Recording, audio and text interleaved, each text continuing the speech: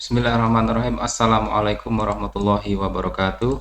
Good mornings, everybody. Welcome back to Critical Readings and Writings. Okay, so let's continue our discussions after we had discussions about the assumptions, how to find the assumptions, or we can call it a hidden evidence or hidden premises.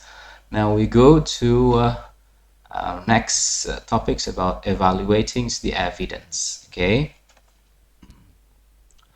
so in the discussions about assumptions, we know that the evidence is very important in constructing our arguments. Evidence is also very important for constructing the right arguments, okay, the valid arguments.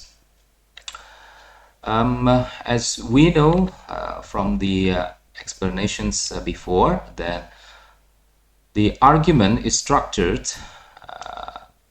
as premises and conclusions. So arguments comprises of premises and conclusion. Premises here is the evidence or reason used to support the conclusions, and conclusion itself is what the author is trying to convince you, or you can call it also as a statement. Here, the truth of this conclusion, the truth of the statement depends on the consistency and the truth of the premises. Okay, so when the premises or the evidence is consistent and true, the conclusions must be true. So in other words, when all premises are consistent and true, the conclusions is true. And the strength of the argument depends on how well the conclusion follow from premises or evidences. Okay, so that's why evidence is very important, because evidence will determine whether the statement, the conclusion is right or not. So for example, here I have given you last meetings that all men are mortal, Socrates is a man, therefore Socrates is mortal. The statement that Socrates is mortal is right because it follows the premises, it follows the evidence that all men are mortals, that Socrates is a man. So that's why, or therefore, Socrates is mortal, and it is right because the premises are also right. Okay, so the conclusion that Socrates is mortal is true because it is consistent with the premises that Socrates belonged to men and which men are mortals. Okay, so it is consistent with the premises. But it is not enough. The consistency is not enough. Yeah. For example, like this.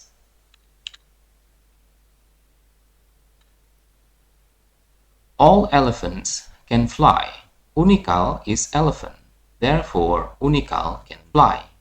The premise is, first, all elephants can fly. The second premise, Unikal is an elephant. And the conclusions, therefore, Unikal can fly. So from the consistency, it is true.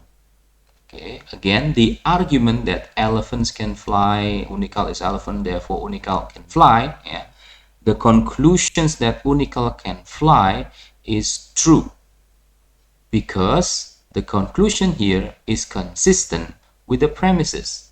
Yeah, the conclusions will be wrong if we say that therefore Unikal cannot fly. Why? Because it does not. It is not consistent with the premises. So from this consistency, yeah, the statement that therefore Unikal can fly here is true. But it is not enough. Again, it is not enough. Consistency is not enough because we need the fact also. Okay. But the argument is unacceptable because from the fact, from the truth in the reality, yeah, elephant cannot fly. and unical is not an elephant, the fact. Yeah. So we need to strengthen our arguments. We need not just consistency, but also the fact. Yeah, the consistency between the premises, the evidence, and the conclusions, but also the truth or the fact about the premises. Yeah. Okay, the consistency may work very well in what we call as deductive reasoning. Yeah, for deductive reasoning, it is true to have only having a consistency. It is true. Yeah, but for inductive reasoning, yeah, it needs fact. Yeah. So consistency is best for deductive reasoning. Deductive reasoning is the reasoning that begin from the general, begin from the certain formula, from a certain rule, from certain general truth, yeah, to the detail. But it is not enough for inductive reasoning. Yeah, inductive reasoning here, the reasoning that begin from the detail or facts to the more general. For example, the inductive reasoning. Yeah. Every 100 years, there is a global plague, and the last global plague, Spain influenza, was in 1920. Therefore, 2020, there will be the next global plague. This kinds of reasoning is inductive reasoning. Why? Because it began from the fact. It began from the fact, from the detail, yeah, that Spain influenza in 1920, yeah, that the plagues happens regularly every 100 years. Yeah. So therefore, we can conclude, yeah, to the more general, that this 2020 there will be next global plague. Okay. So here the conclusion is true because Spain influenza in 1920 is true fact. And 100 years later, in 2020, there's another global plague that is COVID-19. It's also a true fact. Okay, so in inductive reasoning here, consistency is not the only one that determines the truth, but it also the fact of the premises, the fact of the evidence, the true in the reality of the evidence. Okay. However, from all of that, whether deductive reasoning or inductive reasoning, all of those kinds of reasoning needs evidence, yeah, and the truth of the reasoning follow the evidence. Yeah, so that's why now we go to how to find the evidence and evaluates the evidence, because when you have right evidence, you will have right conclusions. Yeah, the truth is depend on the evidence. So mind your evidence and the source of evidence. Yeah, okay. Now we go to the source of the evidence. There are two kinds of source evidence. The first is primary source evidence or primary source material for the evidence. This primary source is the raw material from the subject, such as data or document. For example, you want to make an argument about Macron controversial speech on Islam and terrorism. Yeah, that's as the subject of your argument, for example.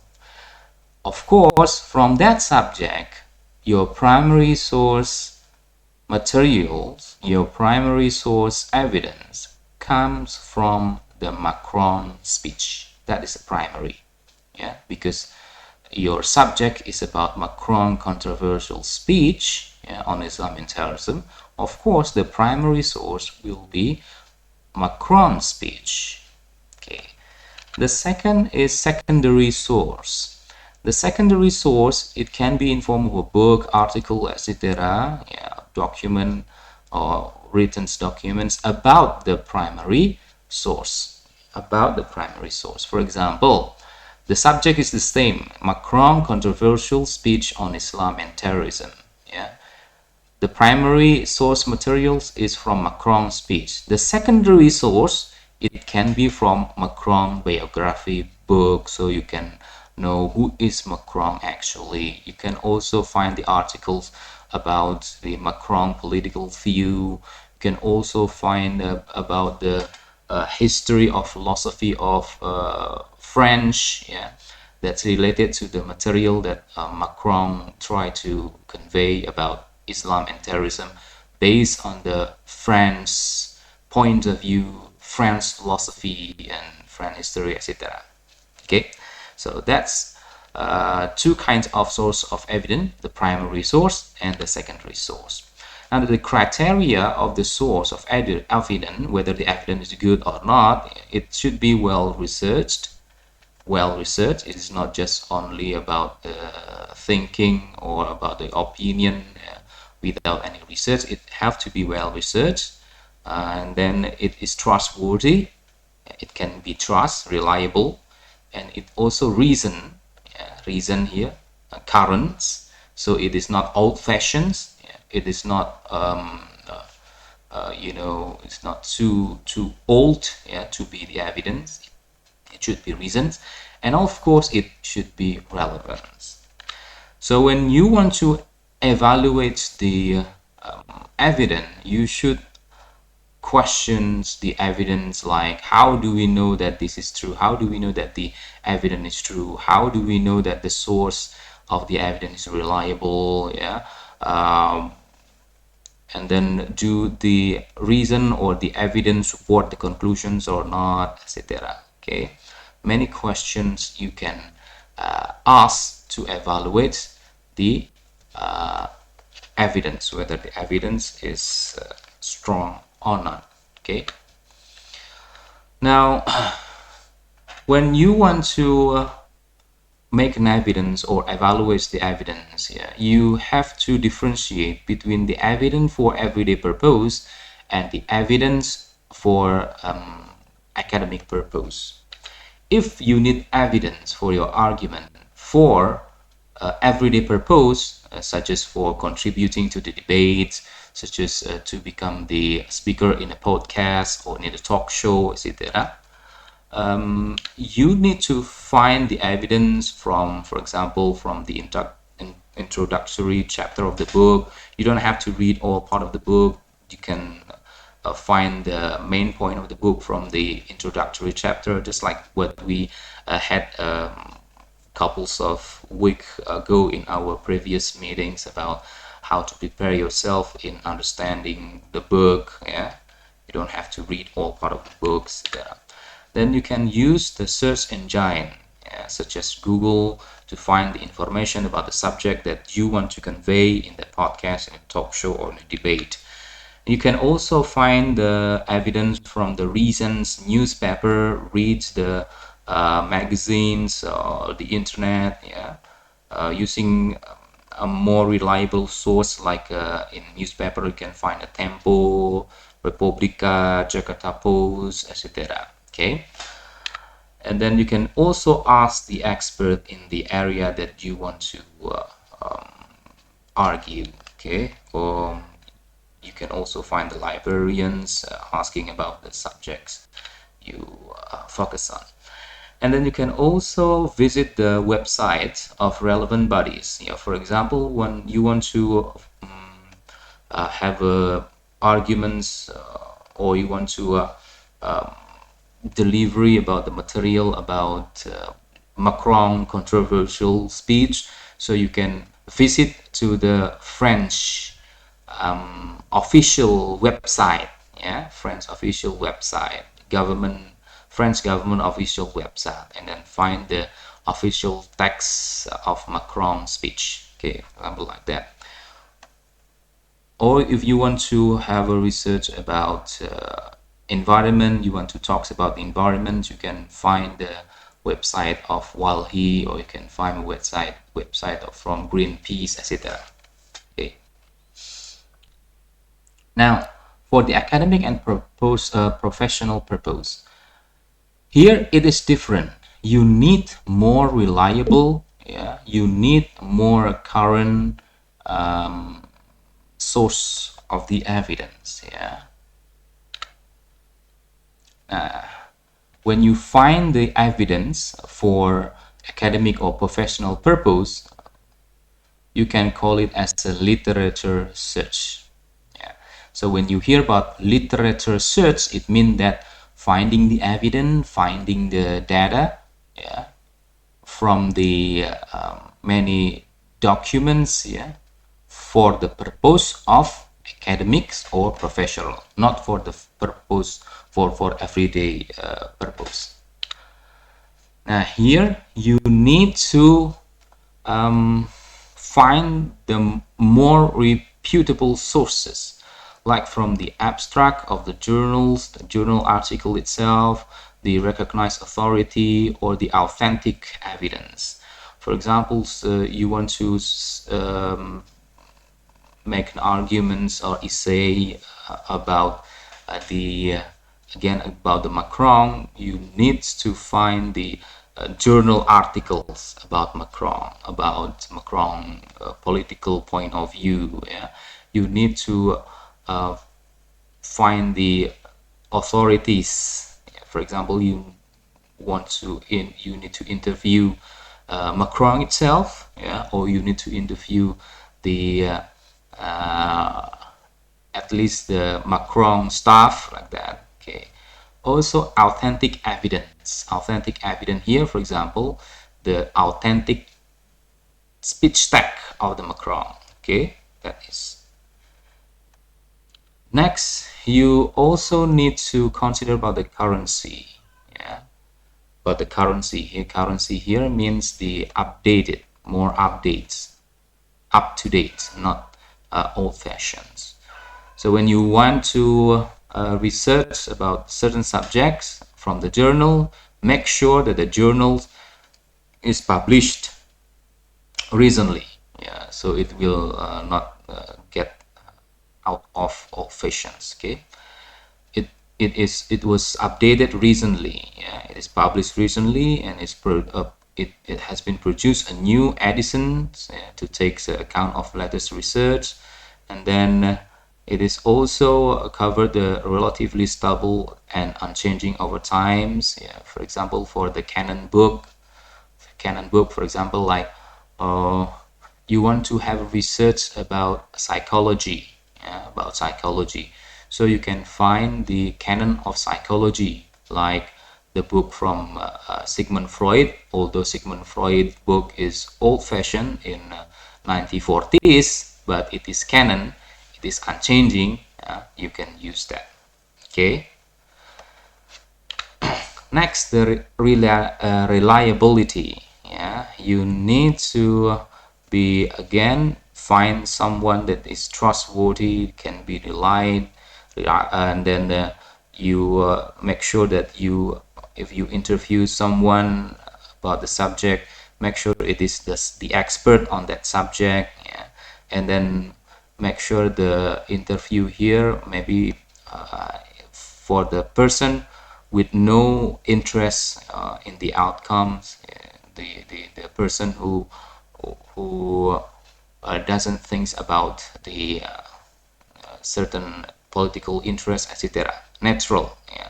And then also from the reputable sources, yeah. Reputable sources like the previous can be from the journal, and the journal itself you can find the most reputable journals indexed by Scopus, or indexed by Thomson Reuters, or indexed by Cinta.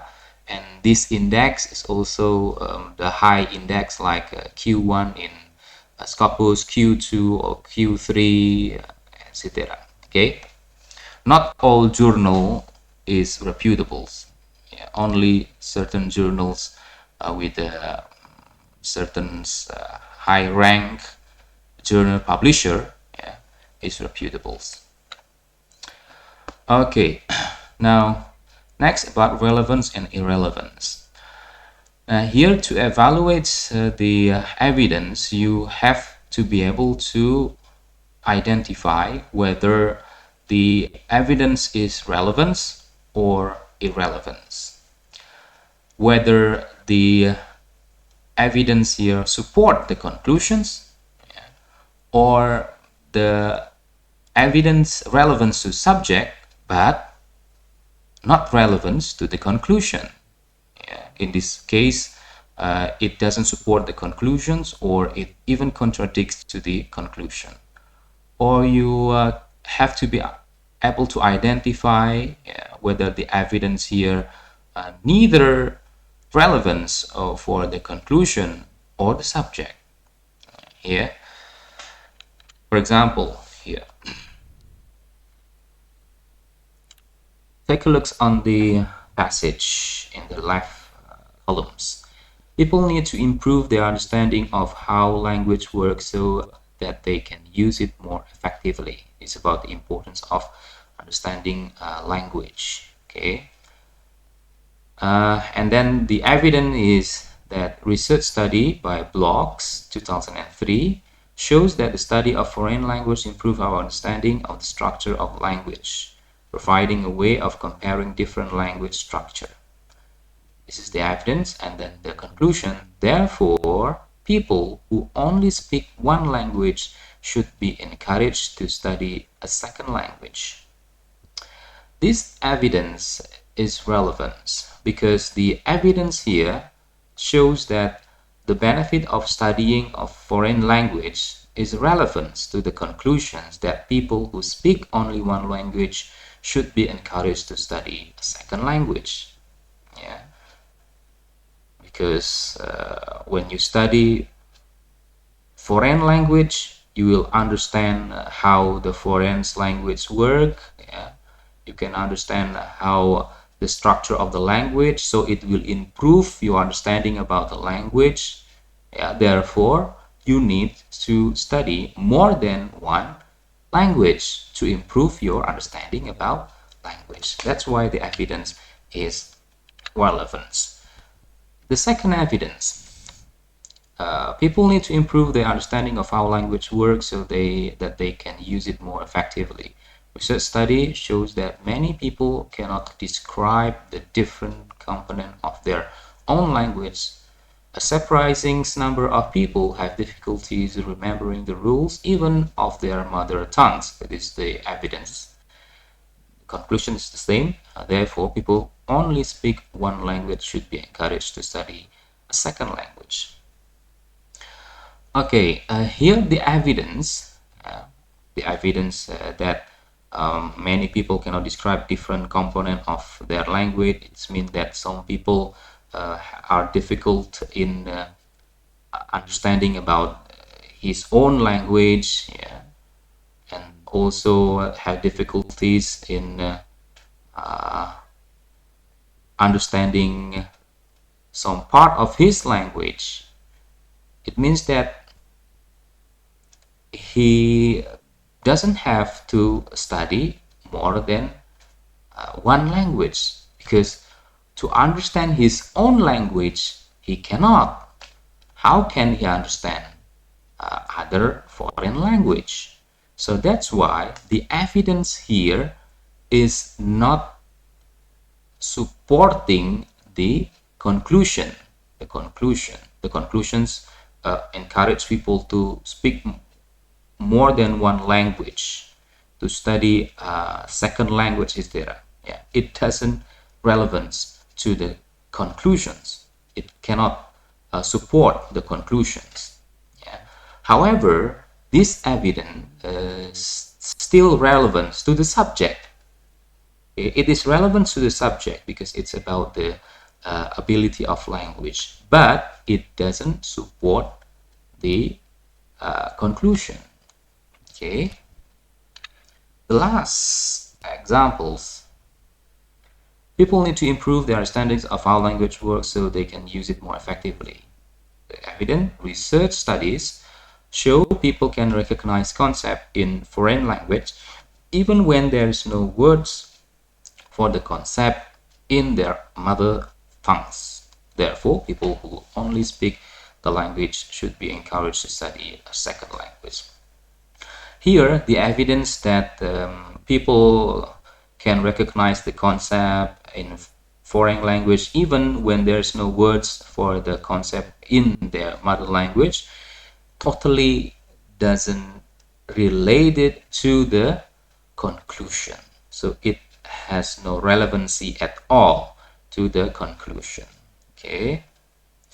So it has no appearance relevance to the debate about using language effectively, or the conclusion that people should learn a second language in order to use language more effectively. It doesn't relate it at all. Okay, that's all I think for today. So to conclude that, first, evidence is very important in argument because the conclusion or the statement depends on the evidence. When the evidence or when the statement or the conclusion follow the evidence, the arguments will be right. However, when the conclusions and the evidence doesn't have relationship, or the evidence words are bad, wrong, the conclusions also wrong. So be careful in finding the evidence. You need to differentiate the evidences for the everyday context, for maybe talking in the talk show, in the podcast, etc. You don't need the high reputable or high reliable source like a journal, etc. You just need some book, you just need some evidence from the website, from the Google, etc. But when you have to make the argument, have to make an essay in academics or the professional purpose, you need more reliable, more updated source, like from the journal, from the reputable journals, from the abstract, etc. Okay, that's all. Thank you very much. After this, you can practice identifying the relevancy of the evidence, whether the evidence supports the conclusions or the evidence only support the subject without supporting the conclusion, or the evidence doesn't have any relevance to the subject or the conclusions. Assalamualaikum warahmatullahi wabarakatuh.